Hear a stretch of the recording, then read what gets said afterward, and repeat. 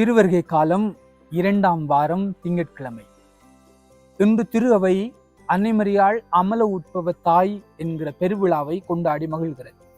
அதாவது அன்னை மரியாள் எந்த விதமான பாவமும் இல்லாது ஒரு பிறந்த ஒரு பெண் என்கிற ஒரு நிலையை திரு அவை கொண்டாடுகிறது. அதாவது பரிசுத்த பாப்பரசர் 9வது பயஸ் 1854ஆம் ஆண்டு டிசம்பர் மாதம் 8ஆம் தேதி அவர் எழுதப்பட்ட ஒரு திருமடலிலே அன்னை மரியாள் அமல உட்பவ அன்னை என்கிற ஒரு மறை கோட்பாட்டை அவர் உலகுக்கு அவர் வெளிப்படுத்தினார்.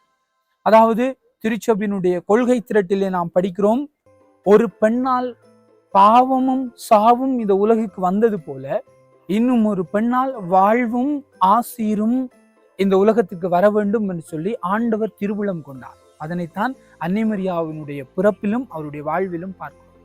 கடவுளினுடைய தாயாக அன்னை மரியாவை கடவுள் சித்தரிக்கிற பொழுது அவரை பாவம் இல்லாது, அதாவது இந்த பிறப்பு நிலை பாவம் இல்லாது அவரை காக்க வேண்டும் என்பதும் ஆண்டவருடைய திருவுளமாக இருந்தது.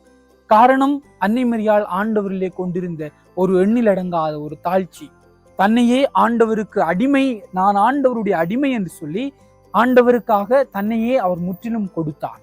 எனவே அந்த ஒரு உன்னதமான ஒரு பெருவிழாவில் தான் இன்றைக்கு திருச்சபை மகிழ்ந்து நிற்கிறது.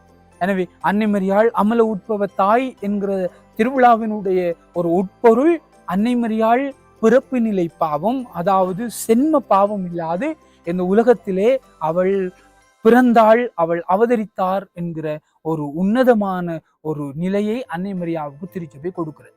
எனவே இந்த விழாவிலே நாம் இருக்கிற பொழுது இறைவார்த்தையும் நம்மை அழைத்து நிற்கிறது. நம்மை அன்னை மரியாள் நான் ஆண்டவருடைய அடிமை என்று தாழ்த்தி கொண்டது போல நாமும் நம்முடைய வாழ்விலே ஆண்டவருக்கு, ஆண்டவருடைய திருவுளத்திற்கு என்னுடைய வாழ்வில் முற்றிலும் நான் அடிமை என்று சொல்லி என்னுடைய வாழ்வை ஆண்டவருக்காக நான் கொடுக்க, ஆண்டவருக்காக என்னை நான் ஒப்புவிக்க இந்த திருச்சபையிலே நானும் ஒருவராக இணைந்து கொள்ள தொடர்ந்தும் என் இறைவரம் வேண்டி அன்னை மரியாவிடமாக மன்றாடுவோம். ஆமென்.